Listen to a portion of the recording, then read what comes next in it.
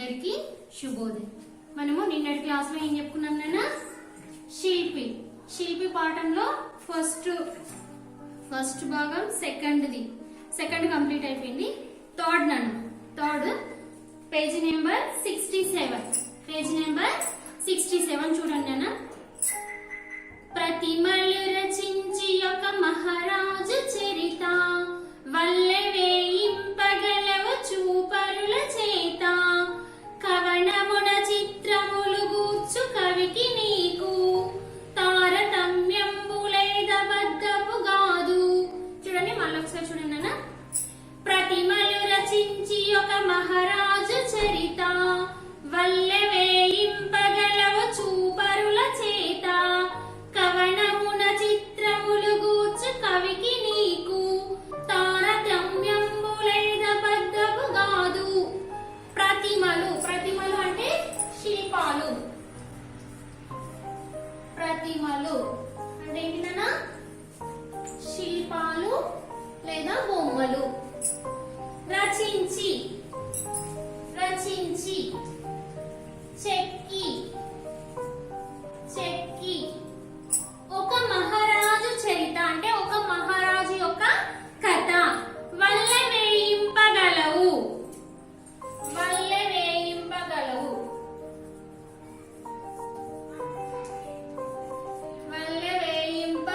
అంటే చెప్పించగలవు.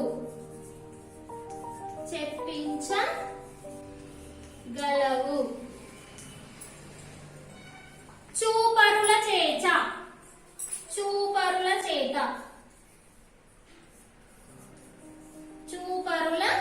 చేత చూసేవారు. కవనం అంటే కవిత్వము.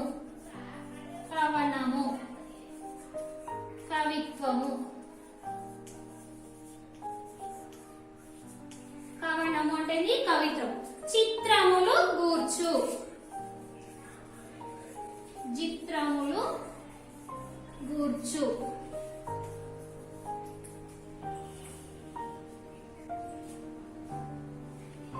బొమ్మలను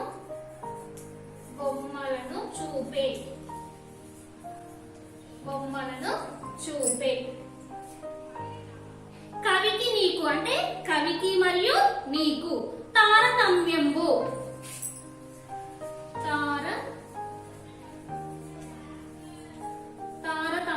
అంటే తేడా లేకుండా.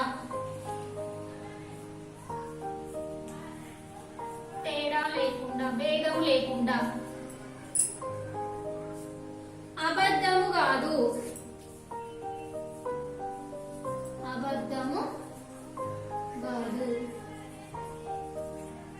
ఈ మాట తప్పు కాదు. చూడండి నాన్న. ప్రతిమలు రచించి ఒక మహారాజు చరిత, వల్లె వేయింపగలవు చూపరుల చేత, కవనమున చిత్రములు గూర్చు కవికి నీకు, తారతమ్యంబు లేదబద్ధము గాదు. చూడండి ఏంటిది? శిల్పాలు. ఏంటిది? శిల్పి ఏం చేస్తుంటాడు? శిల్పాలు చెక్కుతూ ఉంటాడు. శిల్పాలు చెక్కి ఆ శిల్పాలు ఏంటిది? రాళ్లపైన శిల్పాలు చెక్తారు కదా. ఆ శిల్పాలు ఏ విధంగానంట? ఒక మహారాజు కథను చెప్పించగలవు. ఇప్పుడు చూడండి, మనము చాలా దేవాలయాలలో ఏం చేస్తూ ఉంటాము? చూస్తూ ఉంటాం కదా. అన్ని రాళ్ల పైన ఏంటిది? దేవాలయం పైన అన్ని కూడా రాతి బొమ్మలు ఉంటాయి. ఆ బొమ్మలను చూసి కూడా ఒక కథ ఉంటుందంట. అంటే ఆ కథను చెప్పవచ్చు. ఇప్పుడు మామూలుగా నేను ఒక ఎగ్జాంపుల్ చెప్తాను. ఏంటిది? మనం ఇప్పుడు కొండగట్టు గాని, ఇంకా ఇక్కడ యాదగిరి గుట్ట గాని, అక్కడ మనము వెళ్తూ ఉంటాం కదా. వెళ్ళినప్పుడు ఆ బొమ్మల ఆధారంగా ఏంటిది? రామాయణం కూడా చెప్పడం జరుగుతుంది. అలాంటివి అన్నట్టు ఒక మహారాజు కథను చెప్పించగలవు. చూసే వారి చేత కవిత్వము. ఏంటిది? కవిత్వము. చిత్రాలు అంటే బొమ్మలను వేస్తూ ఉంటారు కదా. మరి కవికి నీకు ఎలాంటి తేడా అనేది, ఎలాంటి భేదం అనేది లేదు అని, ఇది అబద్ధం కాదు, ఇది సత్యమే అని చెప్పడం జరిగింది. దీని యొక్క భావం నాన్న. నెక్స్ట్ పద్యం చూడండి. రాళ్ళని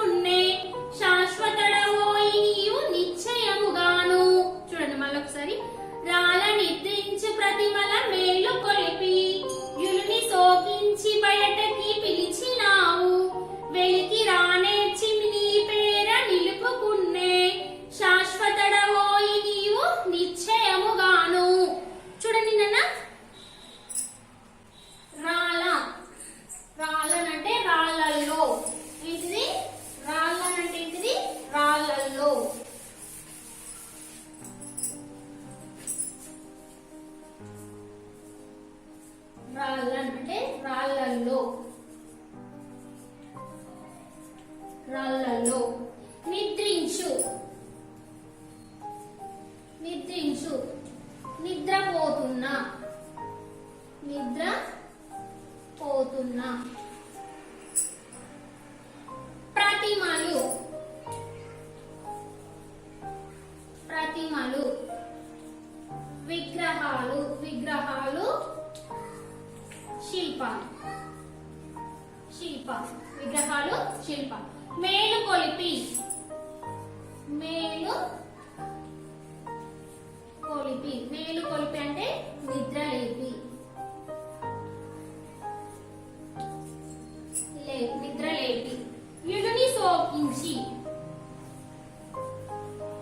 యుడిని అంటే పులిని, పులిని. సోకించి, సోకించి అంటే ఏంటిది? రాళ్లకు రాళ్లకు తగులునట్లుగా, రాళ్లకు తగులునట్లుగా, రాళ్లకు తగులునట్లుగా.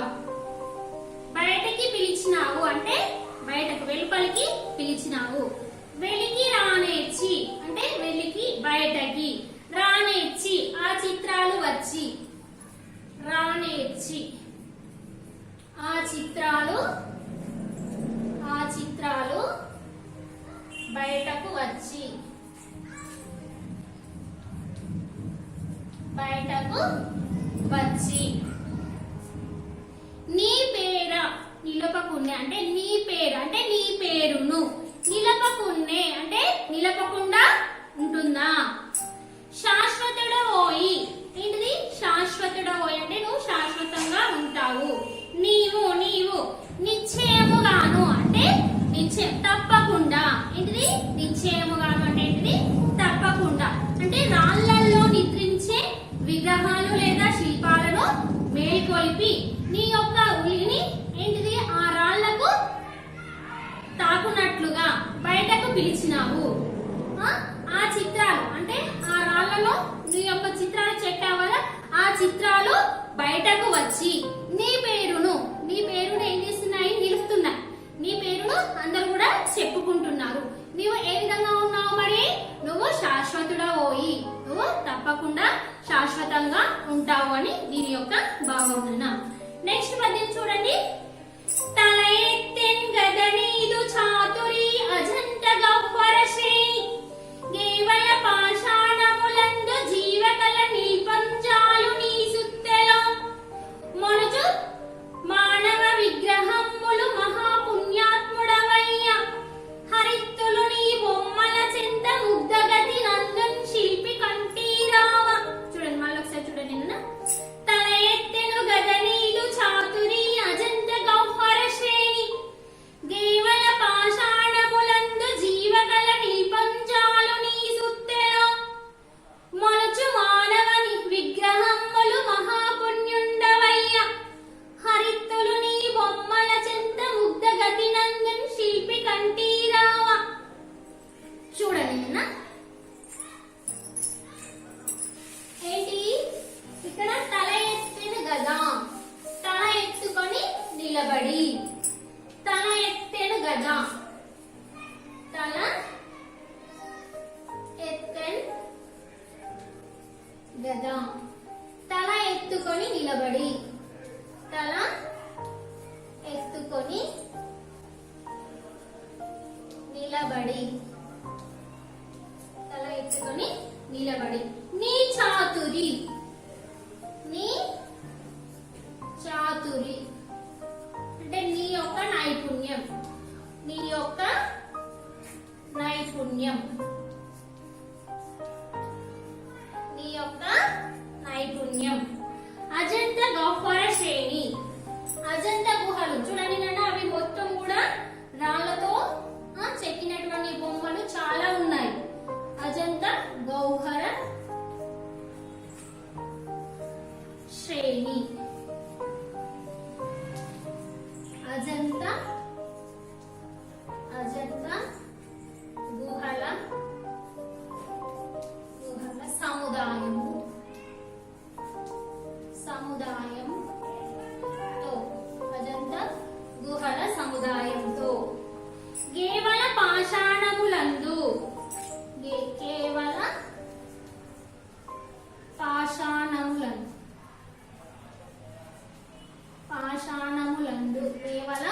పాషాణములందు అంటే వట్టి బండరాళ్ళు, వట్టి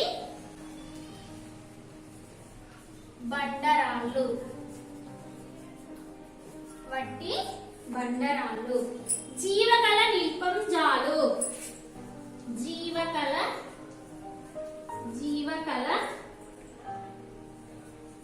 నిల్పంజాలు. సజీవంగా ఉండేటట్లు,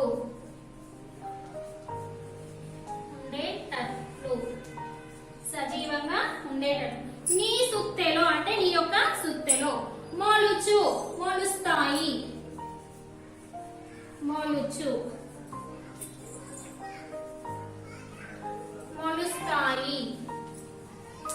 మొలుస్తాయి. మానవ విగ్రహములు, మానవ విగ్రహాలు అంటే మనుషుల బొమ్మలు, మనుషుల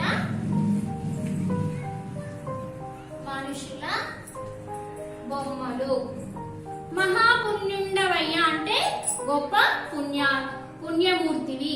హరిత్తులు అంటే ఏంటిది? దిక్కులు. మనకు దిక్కులేని 4 దిక్కులు కదా, దిక్కులు. నీ బొమ్మల చింత అంటే నీ బొమ్మల ప్రక్కన. ముగ్ధగతి నందున్ ఏంటిది?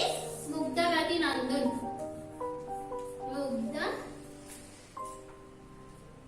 ముగ్ధగతి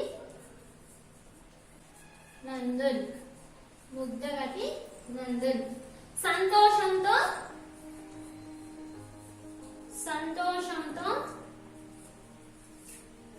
సంతోషంతో ఉక్కిరి బిక్కిరి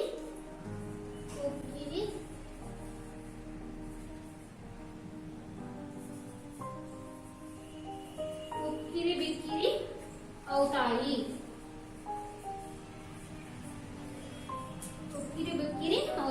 శిల్పి కంఠీరవ అంటే శిల్పులలో సింహం వంటి వాడ, చూడండి నాన్న, ఏంటిది? తల ఎత్తిన గదనీరు చాతురి అజంత గౌహర శ్రేణి కేవల పాషాణములందు జీవకళ నిల్పంజాలు నీ సుత్తెలో మొలచు మానవ విగ్రహంబులు మహాపుణ్యుండవయ్య. హరిత్తులు నీ బొమ్మల చింత ముగ్ధగతి అందు శిల్పి కంఠీరవ అంటే శిల్పులలో సింహం వంటి వాడ. ఏంటిది? ఏం చేస్తున్నావు? తల ఎత్తుకొని నిలబడే నీ యొక్క చాతుర్యం, నీ యొక్క నైపుణ్యాన్ని అజంతా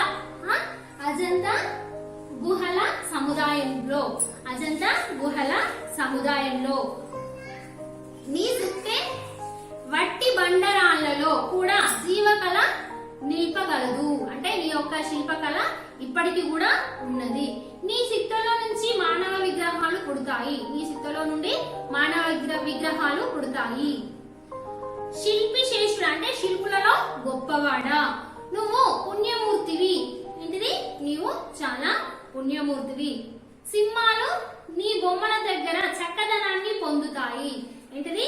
మరి సింహాలు నీ బొమ్మల దగ్గర చక్కదనాన్ని పొందుతాయి. అలానే 4 దిక్కులు కూడా ఏంటిది? నిన్ను చూసి సంతోషంతో ఉక్కిరి బిక్కిరి అవుతాయి అని దీని యొక్క భావం. అర్థమైందా అందరికి? మళ్ళొకసారి ఈ 3 పద్యాల భావాలు చూద్దాము. ఇక్కడ చూడండి, పేజీ నెంబర్ 68.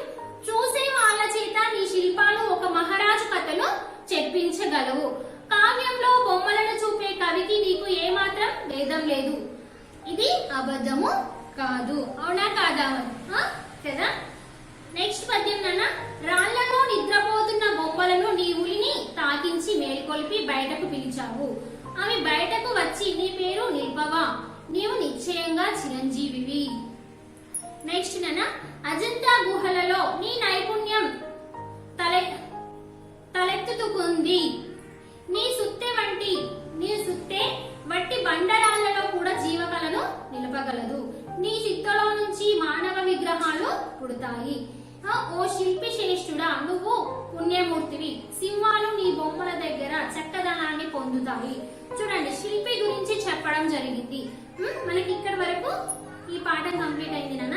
ఏంటి మరి శిల్పి ఏ విధంగా శిల్పి యొక్క గొప్పతనాన్ని వర్ణించడం జరిగింది కవి ఎవరు మరి గుర్రం జాషువా గారు చక్కగా శిల్పి గురించి ఏంటిది వర్ణించడం జరిగింది. శిల్పి అతనికి ఎలాంటి రాళ్లను తీసుకొని తన యొక్క చాతుర్యంతో తన యొక్క నైపుణ్యంతో ఏ విధంగా చెక్కాడు, మరి అవి ఏ విధంగా పూజలు అందుకుంటున్నాయి, మరి అతనికి ఏ విధంగా కీర్తిని తెస్తున్నాయి, అతని ఏ విధంగా గొప్పతనాన్ని తెస్తున్నాయి, ఆ విగ్రహాల వలన అతడు చిరంజీవిగా ఉంటాడు. అవునా, అతను చిరంజీవిగా ఉండడం అనేది జరిగింది. ఈ పాఠం ఇంతటితో కంప్లీట్ అయింది నాన్న. ఇది అందరూ కూడా చదవాలి. ధన్యవాదాలు.